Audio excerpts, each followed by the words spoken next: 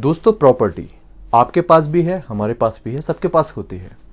पर आप ये सोचिए, आपकी प्रॉपर्टी एक ऐसी जगह है जहाँ पर गवर्नमेंट का काम चल रहा है, पब्लिक वे के ऊपर आपकी प्रॉपर्टी है और गवर्नमेंट का काम हिंडर हो रहा है, गवर्नमेंट अपना काम नहीं कर पा रही है और ये मजबूरी बन रही है गवर्नमेंट की कि उस प्रॉपर्टी को डेमोलिश करना पड़ेगा, उसको वहाँ से हटाना पड़ेगा, जिससे गवर्नमेंट विकास का काम कर पाए, डेवलपमेंट कर पाए।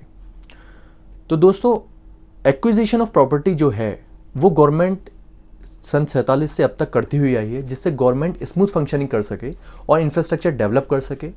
जिसकी प्राइवेट प्रॉपर्टी होती है उससे या तो गवर्नमेंट कंपनसेशन फिक्स कर लेती है कि आपको कंपनसेशन दे देंगे, आपकी प्रॉपर्टी हम एक्वायर कर रहे हैं। तो पहले क्या होता था, जैसे हमने पिछली वीडियोज़ में भी कवर किया है, while we were covering the basic structure doctrine, जब कांग्रेस की गवर्नमेंट थी उस टाइम पे नेहरू साहब, इंदिरा गांधी भी थी, तो उन्होंने गरीबों को प्रॉपर्टी देने के लिए, उनका प्रोपोर्शनेटली डिस्ट्रीब्यूशन करने के लिए प्रॉपर्टी को बांटा और बांटने के लिए वो अमेंडमेंट करते जा रहे थे।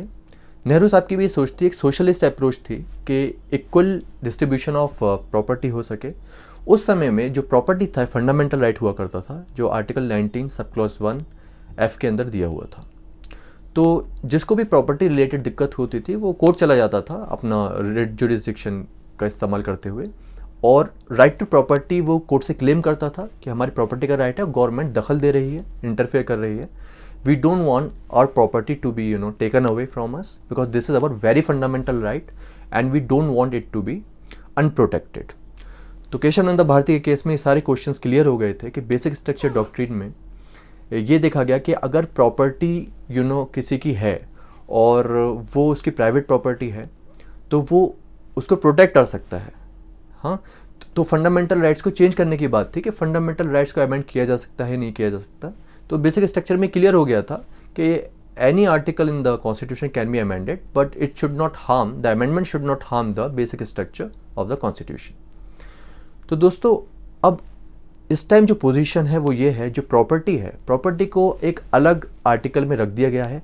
This is no more a fundamental right now, this is a legal right and constitutional right. इसको ह्यूमन राइट भी कह सकते हैं, क्योंकि जैसे मैंने कहा कि जो राइट टू प्रॉपर्टी है, अगर आपके पास कोई प्रॉपर्टी है और गवर्नमेंट अपना काम कर रही है तो उसके आप अपनी प्रॉपर्टी क्यों देंगे गवर्नमेंट को? गवर्नमेंट कुछ भी करना चाह रही है, कहीं बैंक बनाना चाह रही है, पब्लिक सेक्टर बैंक, या कोई ऐसी अथॉरिटी बनाना चाह रही है जो गवर्नमेंट के लिए काम करे, but you don't want that your infrastructure should be demolished and government should make its infrastructure there.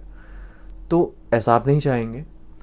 तो एक्विजिशन जो होता है प्रॉपर्टी का, वो आज के टाइम में भी इस तरह से होता है कि गवर्नमेंट आपको मुआवजा देती है। जैसे नोएडा में भी आप देखें, एनसीआर के अंदर गवर्नमेंट प्राइवेट लोगों की जो प्रॉपर्टी होती है एक्वायर कर लेती है और प्रोपोर्शनेटली उनको पैसा दे देती है। तो अब क्योंकि कॉन्स्टिट्यूशनल राइट है, ये लीगल राइट है, फंडामेंटल राइट नहीं है, तो गवर्नमेंट ऐसा कर सकती है।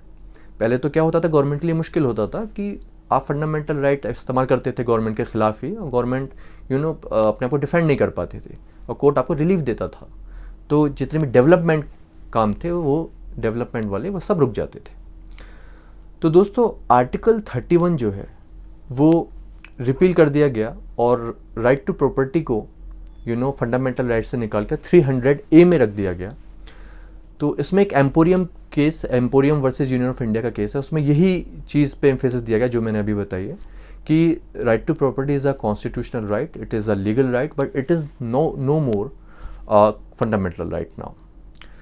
तो दोस्तों, इस वीडियो को आप दोबारा देखिए और ये ध्यान रखिएगा, when you will appear for state judicial exams, तो क्वेश्चन डिफरेंट तरीके से आपके सामने आ सकते हैं। ये पूछा जा सकता है कि आर्टिकल 31 में राइट टू प्रॉपर्टी अभी है कि नहीं है, आर्टिकल 19(1)(f) में राइट टू प्रॉपर्टी को किस अमेंडमेंट के तहत हटा दिया गया, ओमिट कर दिया गया, और इस टाइम जो प्रेजेंटली किस आर्टिकल में राइट टू प्रॉपर्टी को रखा गया है। तो दोस्तों, इस वीडियो को ज़्यादा से ज़्यादा देखिए, शेयर करिए, सब्सक्राइब करिए, लाइक करिए। वीडियो देखने के लिए बहुत बहुत धन्यवाद। Stay tuned.